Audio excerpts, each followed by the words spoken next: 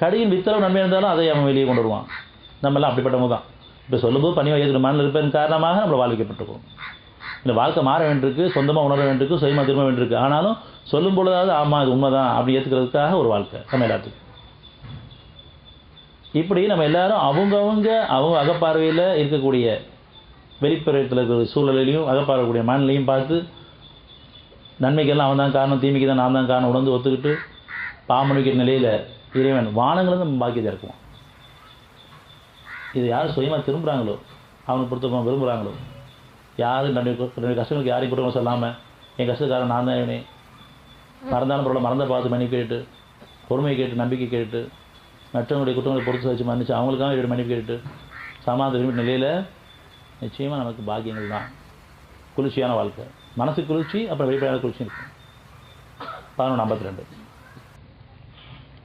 என்னுடைய சமூகத்தார்களே, நீங்கள் உங்களிடம் பிழைப்பொறுக்க தேடுங்கள். சொன்னதெல்லாம் உண்மைதான், சத்தியம்தான், என்கிட்ட அவ்வளோ கேடு இருக்குங்கிற பிழைப்பொறுக்க தேடுங்கள், இன்னும் அவன் பக்கம் மீளுங்கள். நான் ஒத்துக்கிட்டேன், உன்ட்ட சரண் அடைஞ்சிட்டேன். என்னை மட்டும் இல்லை, என்னுடைய குடும்பத்தையும் ஒன்றை ஒப்படைக்கிறேன், என் சமுதாயத்தையும் ஒன்றை ஒப்படைக்கிறேன். நீ பொறுப்பேற்று வழிநடத்தி எங்களை எல்லாம் உணர்வுள்ள வாழ சமுதாயம் ஆக்கிறது. உணர்ச்சியில் ஆயிர வேண்டாம். ஒருத்தர் நல்லெண்ணம் கொண்ட சமுதாயம் ஆக்கிறது. ஒருத்தரை பற்றி எந்த கெட்டவும் வேணாங்க. எல்லாத்தையும் பொறுத்து மன்னிவிட மனசு எனக்கு இயற்கையை கொடுத்துரு. யாரை பற்றியும் கோபதாமோ பயம் வேண்டவே வேண்டாம். யார் குற்றங்களும் வேண்டாம். நானே யாரும் பேசக்கூடாது, என்கிட்ட யாரும் பேச வேண்டாம். அப்படி பேசினா அவங்கள மன்னிச்சிரு. அவங்களை திருப்பி யார்கிட்ட பேசாமல் பார்த்துக்கோ. எல்லாத்தையும் பொறுத்து மன்னிக்கிறது அழகான வாய்ப்பு. புண்ணியத்தை சம்பாதிக்க இறைவன் ஏற்படுத்தும் போதெல்லாம் நான் உணர்ச்சியில் ஆயிடுறேன், வழி மாறி போயிடுறேன், சைத்தானுடைய பாதையில் போயிடுறேன். நம்மளுடைய கெட்ட குணங்கள், பெருமையும் மற்றவங்களுக்கு பார்த்து பொறாமையும் அவசரமும் கோபங்களும் குரோதங்களும் பயமையும் வெறுப்பும் நம்மளை இல்லாமல் இல்லை. இது எல்லாம் தான் நம்ம கேள்வி காரணமாக இருக்குது, நம்மளுடைய கஷ்டங்கள் காரணமாக இருக்குது. நம்மளுடைய பொருளாதாரத்துக்கு தடையப்படுறது எனக்கு காரணமாக தான். இதை வச்சு வாழ்ந்துட்டுருக்கேன், இது கொண்டு வாழ்ந்தெல்லாம் நினைக்கிறேன். ஆனால் சொல்லும்போது வெளியில் இறைவன் நம்பி வாழன்னு சொன்னால் உள்ளுக்குள்ள பொருளை மட்டுமே கணக்கு பண்ணிட்டுருக்கேன்.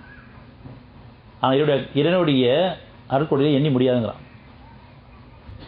வாய் பறிக்கிறான். உணர்வுகளில் பொறுத்து செஞ்சு மன்னிச்சு பழகுங்க. மன்னிக்கிறதுக்காகவே சூழ்நிலை ஏற்படுத்தியிருக்கேன், மன்னிக்க முடியாதுன்னு சொல்லாதீங்க.